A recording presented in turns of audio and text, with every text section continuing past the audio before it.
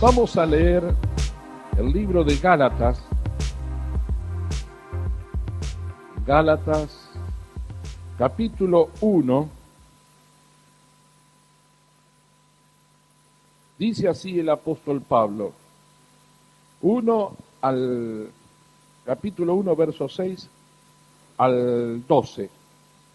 Pablo dice: estoy maravillado de que tan pronto os hayáis alejado del que os llamó por la gracia de Cristo para seguir un evangelio diferente. No que haya otro, sino que hay algunos que os perturban y quieren pervertir el evangelio de Cristo. Mas si aún nosotros o un ángel del cielo os anunciare otro evangelio diferente del que os hemos anunciado, sea anatema. Como antes hemos dicho, también ahora lo repito, si alguno os predica diferente evangelio del que habéis recibido, sea anatema. Pues, ¿busco ahora el favor de los hombres o el de Dios? ¿O trato de agradar a los hombres? Pues si todavía agradara a los hombres, no sería siervo de Cristo. Mas os hago saber, hermanos, que el evangelio anunciado por mí no es según hombre, pues yo ni lo recibí ni lo aprendí de hombre alguno, sino por revelación de Jesucristo. Demos vuelta a la página y leamos capítulo 3, verso 1. Oh, Gálatas insensatos, ¿quién os fascinó para no obedecer a la verdad? A vosotros, ante cuyos ojos Jesucristo fue ya presentado claramente entre vosotros como crucificado. Esto solo quiero saber de vosotros. ¿Recibisteis el Espíritu por obra de la ley o por el oír con fe? ¿Tan necios sois? Habiendo comenzado por el Espíritu, ¿ahora vais a acabar por la carne? Capítulo 5. Versos 7 y 8. Vosotros corríais bien. ¿Quién os estorbó para no obedecer a la verdad? Esta persuasión no procede de aquel que os llama. Y agrega el 9, un poco de levadura leuda toda la masa. Amén. Pablo dice, vosotros corríais bien. Pero pregunta, ¿quién os estorbó? ¿Quién os estorbó? Iban bien, pero alguien los desvió. Alguien hizo que perdieran el equilibrio. Alguien hizo que perdieran el objetivo. Alguien hizo que erraran el blanco. Alguien los estorbó. Usted sabe que nosotros muchas veces identificamos lo que es pecado. Digo muchas veces porque hay pecados que se mueven muy sigilosamente, como el engaño, como la mentira, como lo que nosotros hemos hablado en un tiempo, la falsamente llamada ciencia, que a través de la ciencia llegamos a pecar contra Dios. Hay cosas muy sutiles que Satanás ha preparado. Lógicamente, lo que es sutil no lo vemos a primera vista, pero sí reconocemos aquello que es pecado grosero. Lo identificamos enseguida y corremos y decimos, esto no me conviene, esto no agrada a Dios. Mayormente Satanás no ataca a la iglesia con pecados groseros, aunque la tentación siempre está. Pero el ataque del diablo contra la iglesia, el ataque de Satanás contra la iglesia, es muy sutil. Lo que el diablo se ha propuesto es desviar a la iglesia de su propósito original, o del propósito que Dios ha establecido. Si Satanás logra desviarnos, nada más que un poco logró su objetivo. ¿Por qué? La palabra pecado en griego es amartia. ¿Y qué significa amartia? ¿Algunos se acuerdan? Errar el blanco. Errar el blanco.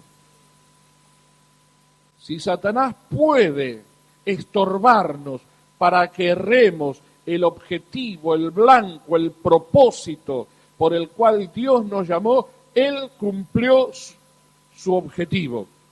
Él cumplió con su propósito, nos hizo caer, nos desvió y hemos pecado, hemos sido seducidos y hemos sido engañados.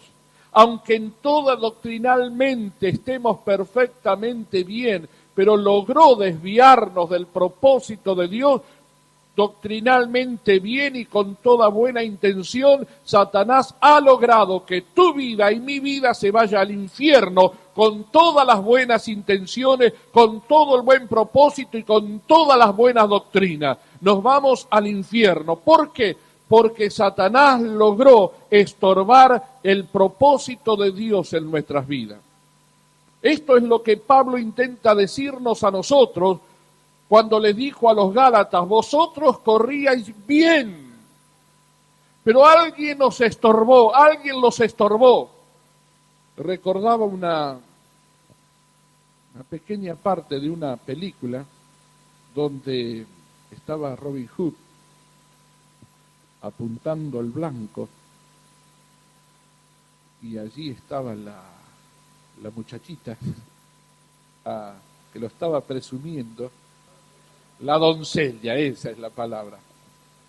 Y mientras allí estaba Robin Hood apuntando con el arco, la doncella se le acerca y le sopla. Bastó el soplido de la doncella para hacerle perder el objetivo y la flecha se desvió. Erró el blanco. Y a veces no se necesita mucho para que erremos el blanco. Solo hace falta el suspiro de una doncella. Hace falta algo que nos atraiga para hacernos perder el equilibrio. Satanás es muy sutil y conoce nuestras debilidades. Yo no sé si a esta altura se ha dado cuenta que usted es débil. ¿Cuántos se han dado cuenta que son débiles? A ver, levante la mano, ¿eh? A ver. Muy bien. Allí atrás, los jóvenes allá atrás. Quiero identificar a los fuertes. Amén. Muy bien. ¿Ha identificado que usted es débil? Mira, hermanos, si hay algo que me mantuvo en victoria, ha sido reconocer mi debilidad. El apóstol Pablo, siendo un hombre muy sabio, él dijo: me glorío más bien en mis debilidades, para que repose en mí el poder de Cristo. Y agregó en otro lugar: el que se cree fuerte, el que cree ser fuerte, mire que no caiga, porque en la fortaleza humana está la caída. En la fortaleza humana está Satanás apuntando para hacerlo caer. Cuando el hombre se cree que es fuerte, allí Satanás pega el zarpazo. Y el apóstol Pablo dice: vosotros corríais bien. ¿Qué es correr bien? Andar bien,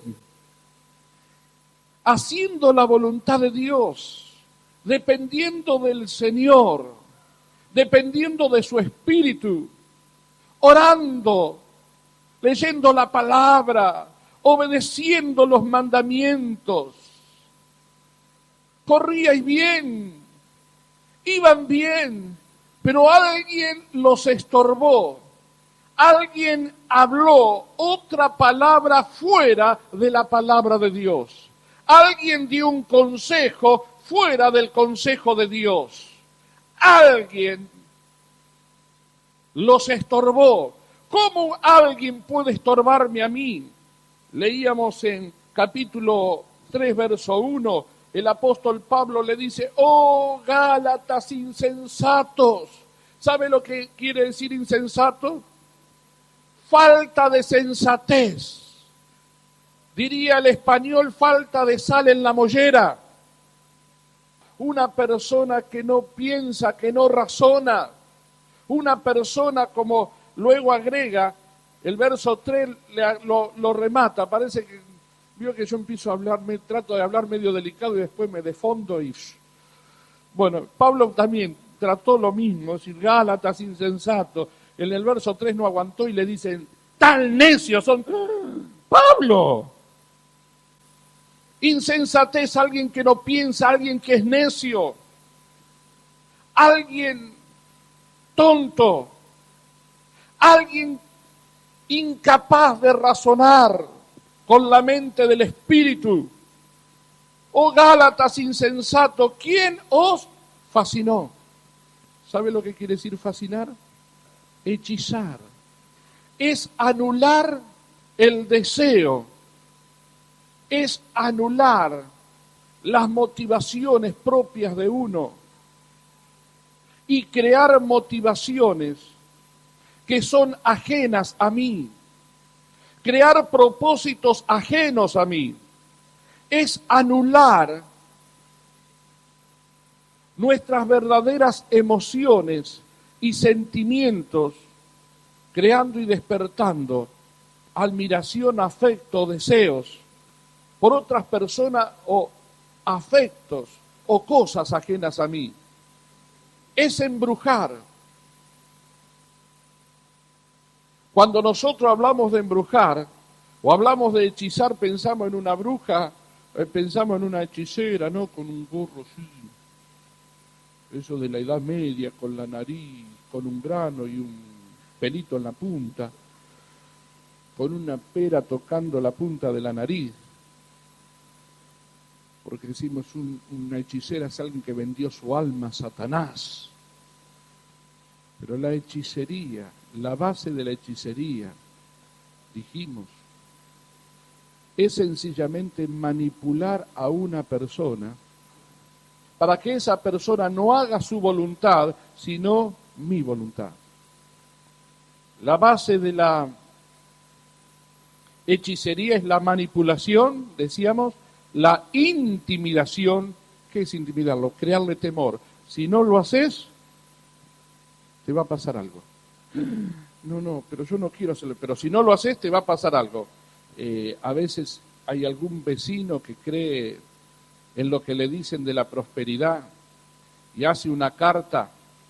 Dice, hago la carta a San, qué sé yo, algún San, a San Judas, a San Jorge, a Sanitario, a algún San. Hago una carta, dice, hago una carta y pone, ¿no?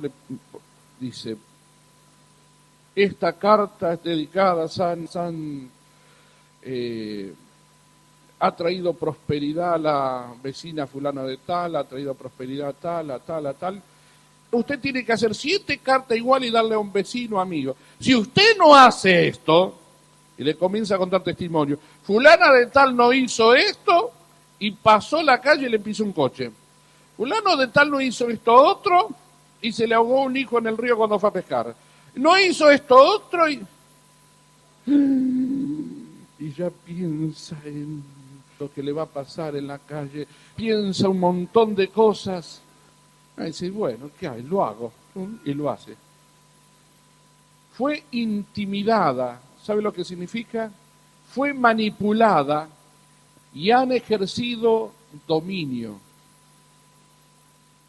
sobre usted. Alguien lo está dominando. Alguien lo dominó. Alguien lo está gobernando. Alguien lo está arrastrando a hacer algo que usted no debería hacer, que no querría hacer, que no desearía hacer, pero lo está haciendo. Está siendo hechizado. ¿Nunca escuchó usted? No quería hacer, no quería, pero alguien lo obligó a hacerlo. Usted fue hechizado. Alguien lo molestó cuando usted corría bien. Alguien lo estorbó. Y este espíritu de hechicería se mueve en todo lugar. Pero nosotros tenemos que identificar qué es lo que es de Dios y qué es lo que no es de Dios. Hoy todo el mundo nos manipula. Si usted entra a un negocio, especialmente a los shopping, todo está acomodado para hechizarte. Todo está acomodado de tal manera. La música tiene mensajes subliminales para hechizarte. El ambiente está preparado para atraerte. Vos vas simplemente a mirar y salís hechizado. No voy más a un shopping, no piso más. Un shopping sale como alma que la corre el diablo. No. Simplemente le estoy mostrando el arte diabólico para que vos gastes más de lo que pensaste gastar. Ahora, vayamos a algo más específico en cuanto a lo que es el Evangelio. El apóstol Pablo habla de otro Evangelio. Pablo dice, estoy maravillado, estoy asombrado de que tan pronto os hayáis alejado del que lo llamó por su gracia para seguir un evangelio diferente. ¿Usted sabe que hay un evangelio paralelo al nuestro? ¿Hay un evangelio paralelo al de Jesucristo? ¿Hay un evangelio paralelo, parecido? Pero Pablo lo identifica, dice, un evangelio diferente. Y luego aclara, no es que hay otro evangelio, hay un solo evangelio, el evangelio de Jesucristo. ¿Cuál es el evangelio de Jesucristo? ¿Una religión? No. El evangelio de Jesucristo es que Él vino a la tierra y murió por todos los hombres y resucitó al tercer día. El que cree esto, estas son las buenas nuevas de Dios, que Dios trajo salvación a todos los hombres, perdonándoles todos los pecados. Ese es el evangelio, las buenas nuevas de salvación. El evangelio no es una religión. El evangelio no es una doctrina. El evangelio es una vida en comunión y obediencia a Cristo. Es una relación entre Dios y el hombre en la persona de Cristo. Ese es el evangelio. Está relacionado con Él los 365 días del año, cada momento, cada instante. Yo vivo con Cristo, el resucitado, el que resucitó de los muertos y se sentó a la diestra de Dios. Yo tengo una relación con Él todos los días de mi vida. Desde el día que le conocí, me entregué a Él. Él perdonó mis pecados. He sepultado a mi viejo hombre y vivo con Él todos los días, todos los días, todos los días, todos los días, cada instante, cada momento. Ese es el evangelio, una relación personal con Él. Ese es el evangelio. Haciendo la voluntad de Él todos los días, obedeciendo su palabra. Todos los días, leyendo, el Señor ordena que debo amar a mi prójimo, entonces lo amo, debo amar a mi enemigo, entonces tengo que amar. Tengo que amarlo al vecino, a aquel que está allí, que me tira las hojas secas para mi jardín, tengo que amarlo, tengo que amarlo. Tengo que amar al otro que me pone la música toda la noche o al mediodía, todo lo que da con los parlantes en la puerta de mi casa, y mi casa cada vez se sacude cuando pone la música, todo lo que da. La Biblia dice, tengo que amarlo, tengo que amarlo. Eso es el evangelio, vivir la palabra, obedecer la palabra. Cuando el Señor me dice que debo Perdonar y perdono. Señor, ¿cuántas veces? 70 veces 7. 490 veces todos los días, cada momento lo perdono. El perdón es parte de mi vida. Cuando obedezco la palabra, el que mira a una mujer para codiciar ya adulteró. Señor, nunca más mis ojos van a mirar a alguien para codiciar. En el nombre de Jesús, y vivo todos los días. Quizás mi carne me quiere de alguna manera atraer o seducir, pero no le permito porque obedezco la palabra, obedezco su palabra, sus mandamientos. Eso es vivir el Evangelio. Pero el apóstol Pablo dice, estoy maravillado de que tan pronto os hayáis apartado del verdadero evangelio para seguir un evangelio diferente. Y luego agrega, no es que hay otro evangelio, no existe otro evangelio, pero Satanás ha creado un evangelio paralelo. Y ese evangelio es depender de una doctrina, ese evangelio es depender de sentimientos, ese evangelio es depender de las emociones, ese evangelio es diferente al de Jesucristo. El evangelio que seguimos de Jesucristo no depende de nuestras emociones. Nuestras emociones tienen que ser crucificadas en Cristo, de tal manera que mi carne desea algo, pero el Señor dice, no lo tenés que hacer. El evangelio de Jesucristo es, no lo hago y no lo hago. El evangelio diferente es, dice, no, pero Dios es amor, lo puedo hacer. No importa que yo quebrante la palabra, no importa que no lo obedezca, Dios es amor, Dios me va a perdonar. Ese es un evangelio diferente. Es un evangelio que nos quita el temor de Dios. Es lo que Pablo dice allí, capítulo 5, verso 13. Porque vosotros, hermanos, a libertad fuisteis llamados. Solamente que no uséis esa libertad como ocasión para la carne, sino servíos por amor los unos a los otros. El Señor nos ha llamado a libertad para que usemos nuestra libertad, la libertad nuestra, para obedecer al Señor. Yo uso mi libertad para obedecer al Señor. Donde quiera que me muevo, que yo voy, me muevo en libertad. Oh, hay que cantar canto, hay que saltar salto, hay que visitar visito, hay que trabajar trabajo, hay que hacer lo que hay que hacer, lo hacemos con gozo, con alegría, con libertad, pero obedeciendo la palabra todos los días. Pero cuando yo uso esa libertad para darle lugar a la carne, para hacer lo que la carne me pide que yo haga, le doy ocasión, algo está pasando. Alguien me hechizó. Y el apóstol Pablo, hablando de aquel que me hechiza, hablando de aquel que me desvía, dice el verso 12, ojalá se mutilasen.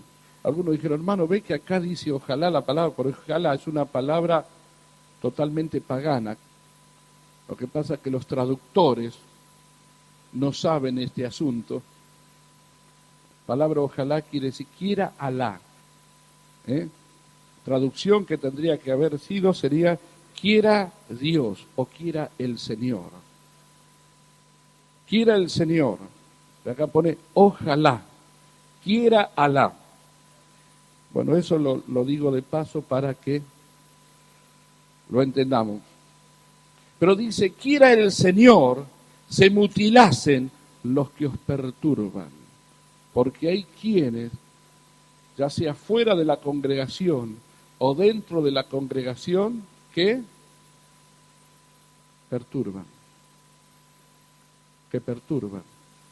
Fuera de la congregación o dentro perturban. Así que por favor allí atrás dejen de perturbar y estén atentos a la palabra. Si no les gusta, se pueden retirar. Ahora mismo. Pero si vienen a la reunión, van a obedecer. Y si no quieren sentarse aquí adelante y quieren sentarse atrás, presten atención.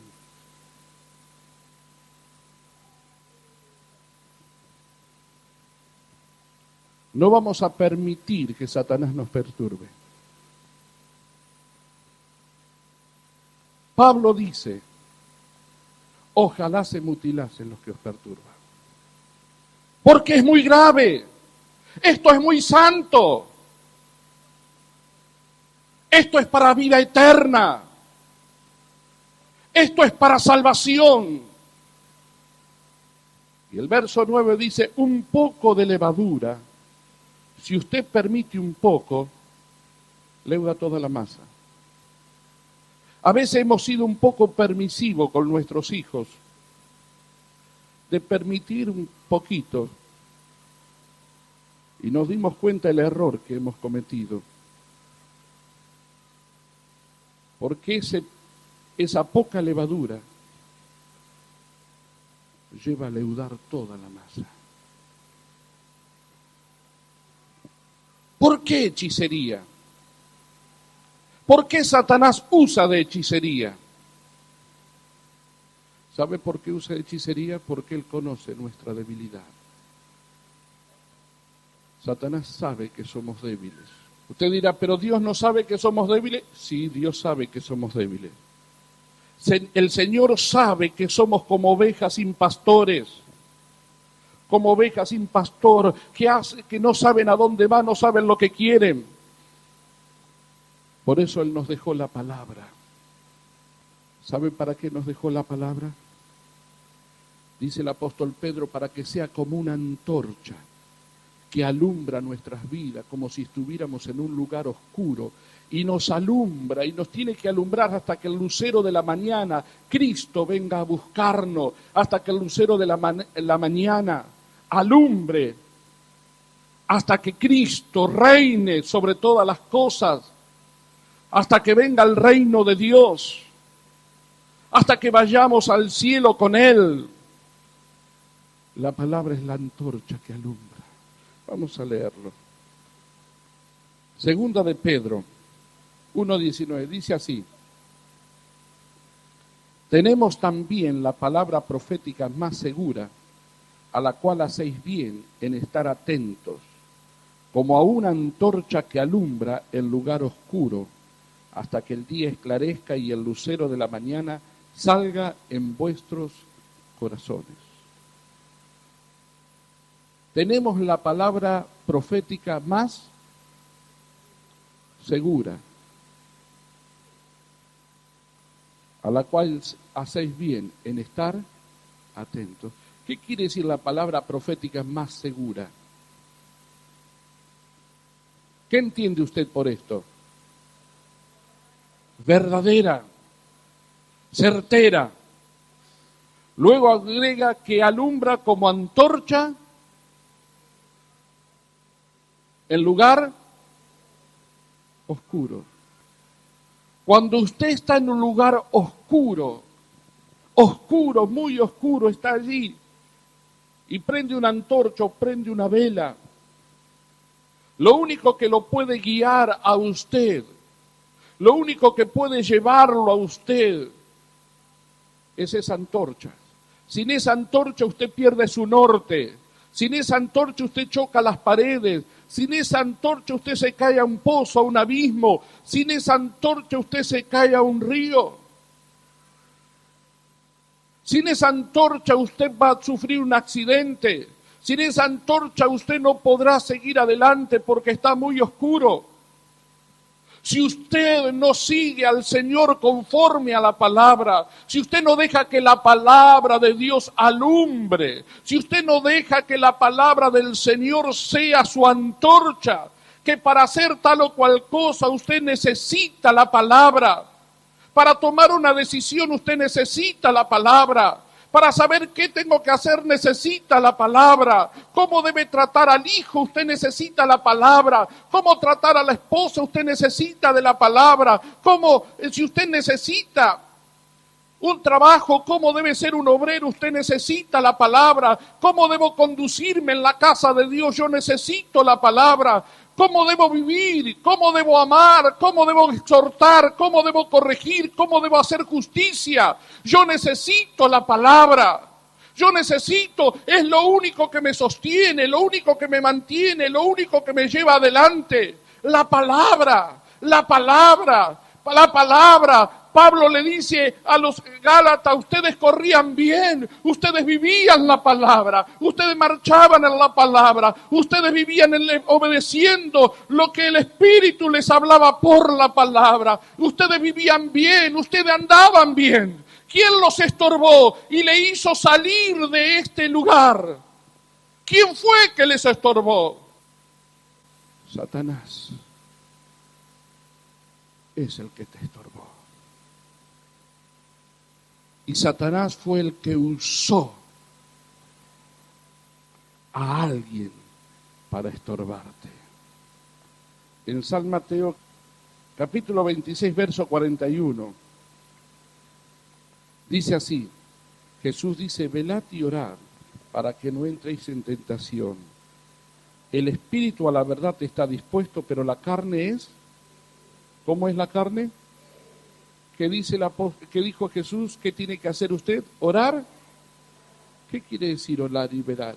Quiere decir que usted debe estar en contacto con el Señor, debe estar en comunión con Él. Satanás trata de hacerte salir de la palabra. Pero el Señor dijo, velad, está atento. ¿Me entiende lo que es velar? Estar atento para no ceder a la carne. Ese es el Evangelio de Jesucristo.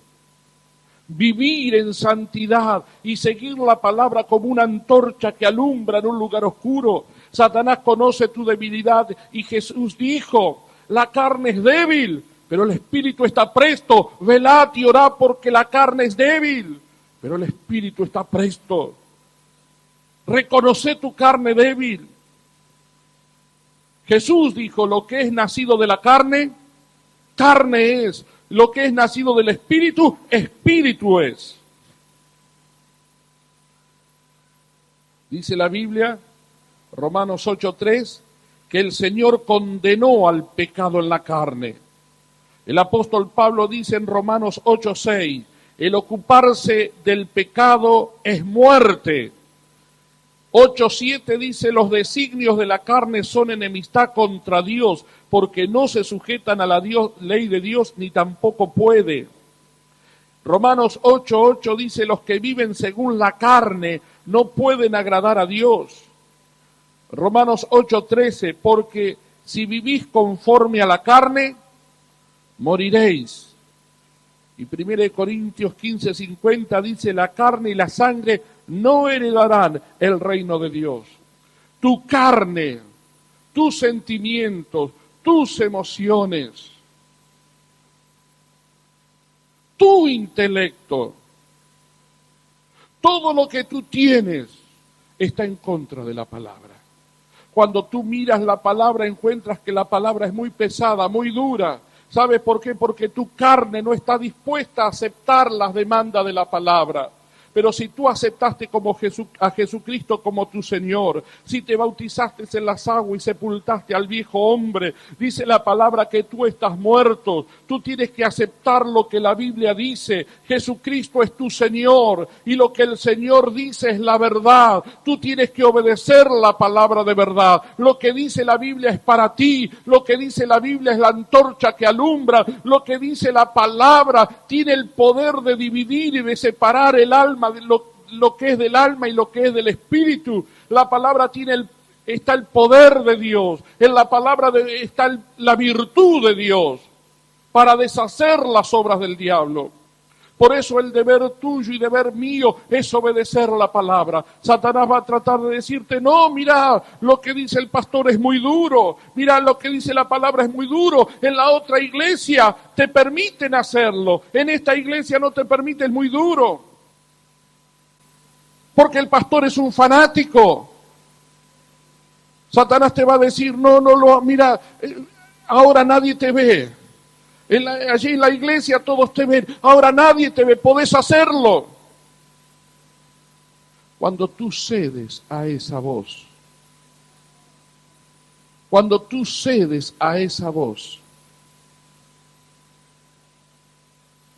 fuiste estorbado en tu carrera hacia el blanco.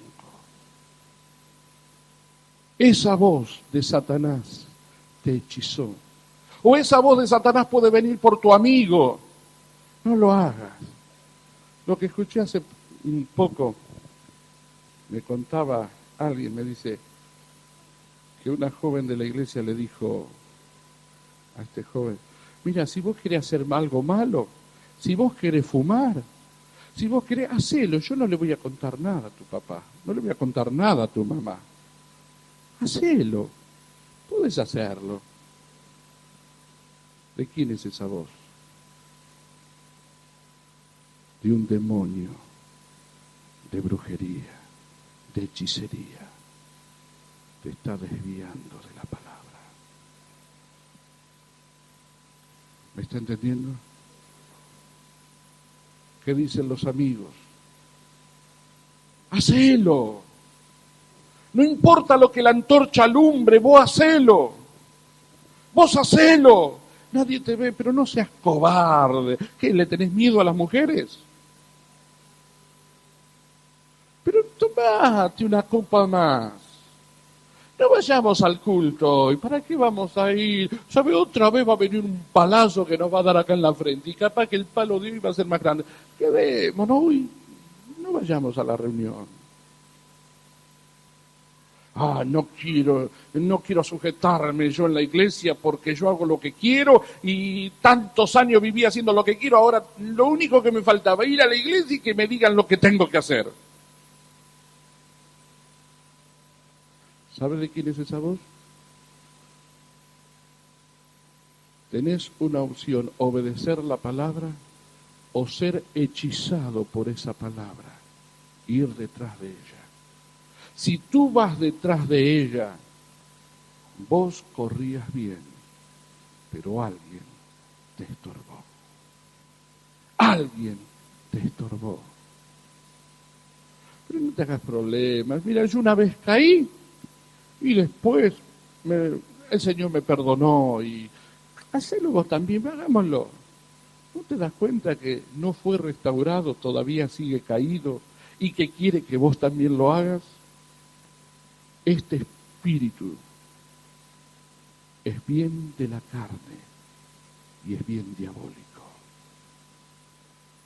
Nos acostumbramos a ver en la televisión la liviandad, vocabulario vulgar, y después no nos cuesta decirlo. Lo decimos en la casa. ¿Qué tiene de malo si todo el mundo lo dice? La Biblia dice: ninguna palabra corrompida salga de vuestra boca. Pero a través de la televisión, de la corriente del mundo, de tu amigo, del vecino, de los compañeros de trabajo, alguien te hechizó para que lo digas. Pero Dios te ha llamado a obedecer la palabra. Alguien te llamó, el Señor te llamó, el Rey te llamó para que obedezcas la palabra. Si tú has de seguir al Señor, te conviene seguir la palabra como una antorcha que alumbra. La carne se tiene que someter a la voluntad de Dios. En el libro de Gálatas hay una alegoría.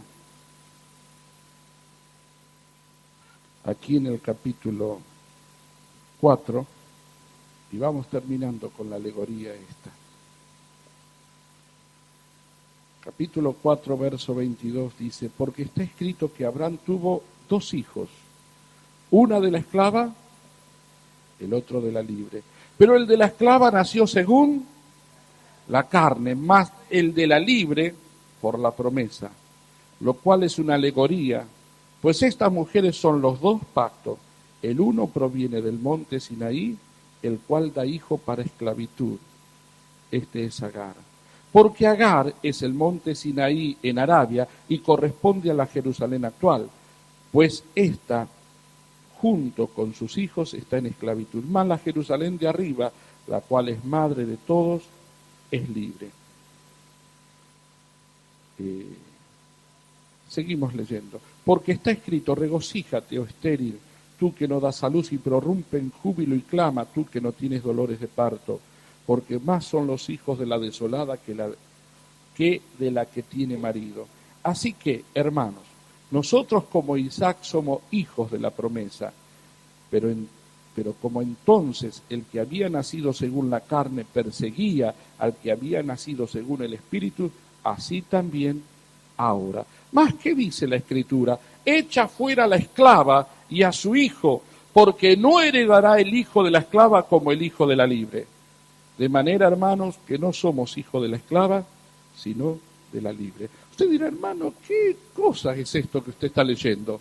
Yo trataré de simplificarlo en cortas palabras. Abraham era un hombre de 75 años cuando Dios lo llamó. Su esposa era estéril y él ya era de avanzada edad. Y Dios le dijo a Abraham, tú tendrás un hijo. Yo te lo prometo. Tú tienes que obedecer mi palabra, tienes que creerla, tienes que aceptarla. Yo te voy a dar un hijo. Cuando usted oye esto, ¿qué entiende usted? Si Dios le dice, yo te voy a dar un hijo, ¿usted qué entiende? ¿Qué entiende? Que le va a dar. Y si Dios le dice, ¿cómo? Es seguro. Es verdadero. Usted debe creer a esa palabra. Pero cuando Dios habla, cuando Dios promete, Él no contesta cuando nosotros queremos. Él es Dios y su deber es obedecerle. Este es el otro evangelio también. Aquellos que creen en el Señor y quieren que el Señor haga lo que ellos quieren. Señor, tú prometiste, tú me tienes que dar, dame un coche, tú dijiste todo lo que pidiéramos al Padre en mi nombre, tú lo darás, yo quiero un departamento, Señor, tú tienes que darme, yo me voy de vacaciones, cuídame la casa, yo me voy, Señor, cuídame el coche, Señor, cuida, y pensamos que el Señor es nuestro sirviente y está a disposición nuestra. Sí, mi Señor, sí, mi Señor. Así el Señor anda detrás nuestro. Te equivocaste. Ese es el otro evangelio. El evangelio de Jesucristo, Él está sentado en el trono. El evangelio de Jesucristo, Él está sentado en el trono. Y yo tengo que rendirme a Él. Y si Él dice en su palabra esto, aunque no lo vea, aunque no lo tenga, mi deber es creerlo. Y si me muero no viéndolo, morí creyendo. Eso es el evangelio de Jesucristo.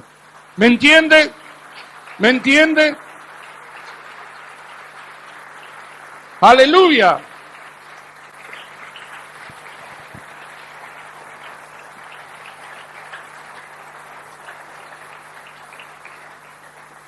¿Y sabe lo que sucedió? Dios le dijo a Abraham, vas a tener un hijo. Le dijo, Señor, gracias. Lo creo. Y creyó. Pero pasó un año, no pasó nada. Pasó 2 años, pasó 3, pasó 4, 5, 6, 8, 10, 12, 15 años. Y pasaban los años. Y Sara se estaba poniendo más vieja aún. Y Sara era estéril y ya pronto había entrado en la menopausia. Y Abraham dijo, Señor, tú dijiste, me prometiste un hijo. Y si tú me dijiste que iba a tener un hijo, voy a tener un hijo. Se le ocurrió a la Sara. Le dijo, che, Abraham, mirá, yo estoy en la menopausia, yo soy estéril. Vos tenés mucha vitalidad todavía. Mira, tengo a mi sierva, Agar. ¿No será, si vos tenés relación con ella,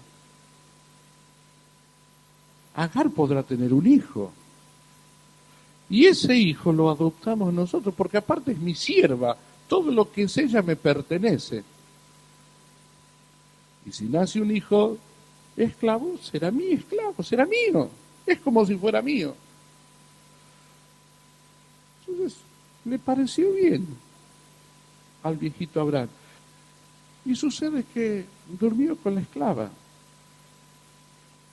A los 9 meses nació Ismael, el padre de los árabes, el padre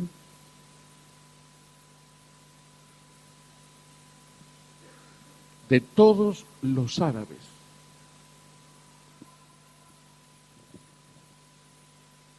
Y Abraham estaba muy contento. Y pasaron 13 años Abraham mostrándole los cielos, mostrándole, hijo, todo esto te pertenece, todo, mira, Dios me dijo que como las estrellas del mar sería tu descendencia, las estrellas de los cielos sería mi descendencia, como la arena del mar sería, hijo, esto es todo para ti, toda esta tierra, todo lo que tengo es tuyo. Estaba chochísimo Abraham con Ismael.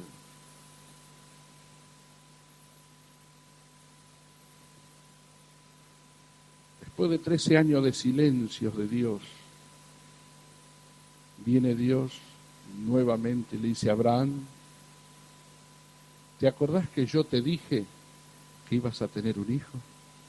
Sí, Señor. Bueno, el tiempo ha llegado. Sara va a concebir un hijo. Ismael, yo no te lo mandé, Ismael. Vos lo procuraste. Yo te dije, pero Señor, yo soy viejo y ya no pasa más nada conmigo. Mi cuerpo está como muerto. Y Sara, no solamente que estéril, pero ya pasó el tiempo, la menopausia, ya no tiene más menstruaciones, imposible que tenga.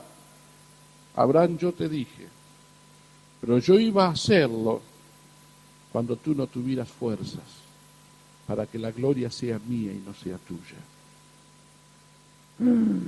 Señor. Y tenía 99 años Abraham cuando engendró a Isaac. Ahora Isaac ya tenía 1 año y estaba contento, pero dice la Biblia que algo pasó. Verso 29. Pero como entonces el que había nacido según la carne perseguía al que había nacido según el Espíritu, así también ahora. Dice Génesis que Ismael se burlaba de Isaac. Le decía, mirá, se burlaba, lo maltrataba. Pasaba corriendo y pum, le ponía una zancadilla, prum, al piso. Isaac. Léalo. Génesis, capítulo 21, verso 9. Vio Sara que el hijo de Agar, la egipcia, el cual ésta le había dado a luz a Abraham, se burlaba de su hijo Isaac. Se burlaba. Y como dice Pablo, el que había nacido según la carne perseguía al que había nacido según el Espíritu. ¿Qué quiere decir eso? Ismael había nacido según el deseo de Abraham. El otro había nacido según el deseo de Dios. Ese es el otro evangelio, el deseo de la carne, lo que tú deseas. Ese es el problema de los evangélicos hoy. Viven de lo que desean, van a los cultos porque desean poder. Yo quiero poder. Las mujeres quieren ser las evangelistas y salen a predicar las evangelistas mientras los chicos lloran en la casa, los mocos hasta la rodilla, los niñitos sucios. Y allí las mamás predicando el evangelio, saliendo a predicar porque quieren ser las siervas del Señor, las guerreras de oración. ¡Guerreras! Dios quiere hombres y mujeres que obedezcan la palabra, pero seducidas por el poder, por el encanto, por la gloria, por la buena vida. Ya no salen siervos en el sentido bíblico de la palabra, no salen esclavos, salen señores, donde la palabra de ellos es más alta que la del Señor Jesucristo. Un evangelio que nace de la carne. Lo que es de la carne, carne es. De la misma manera todo, escúcheme, todo lo que usted hace porque usted lo desea, porque usted lo quiere, le va a producir dolor de cabeza, porque es lo que es nacido de la carne, carne es. Si usted hace lo que usted quiere, usted fue hechizado por alguien, por algo. Si usted sigue un evangelio diferente, la mayoría de las mujeres, de los hombres hoy en día, escuchando la radio, son atraídos por un evangelio diferente, que lo único que le ofrece son fantasías ilusorias, prosperidad, sanidad, ungimiento de aceite, un lugar de actividad, activismo. Hay que tener a la gente con actividad, hay que darle un puestito, hay que darle algo para que la gente no se vaya. Mira, hermano, si usted se quiere ir, váyase, y váyase ahora mismo. Pero si usted va a seguir al Señor, usted lo va a seguir porque lo ama y porque quiere obedecer la palabra del Señor. De lo contrario, usted no sirve para el reino de los cielos. Usted no sirve. Usted no sirve.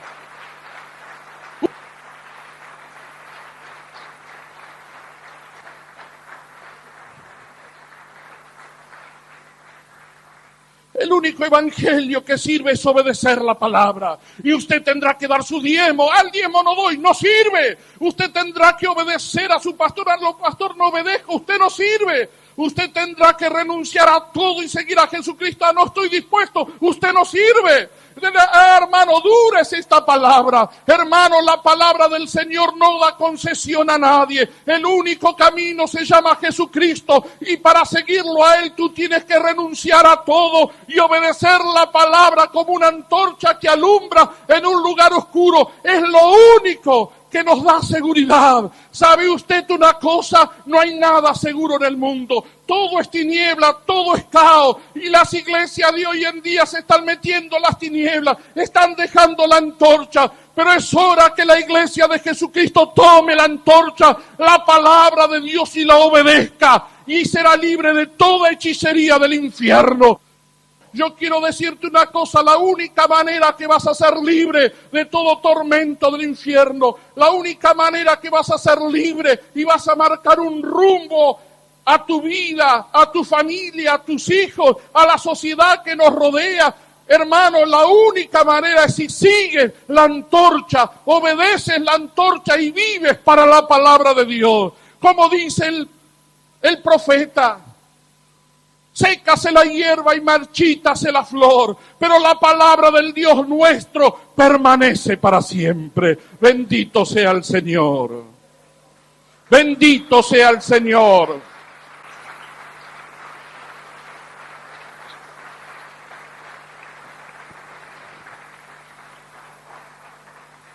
Yo te pregunto en esta mañana, ¿quién te ha hechizado, hermano?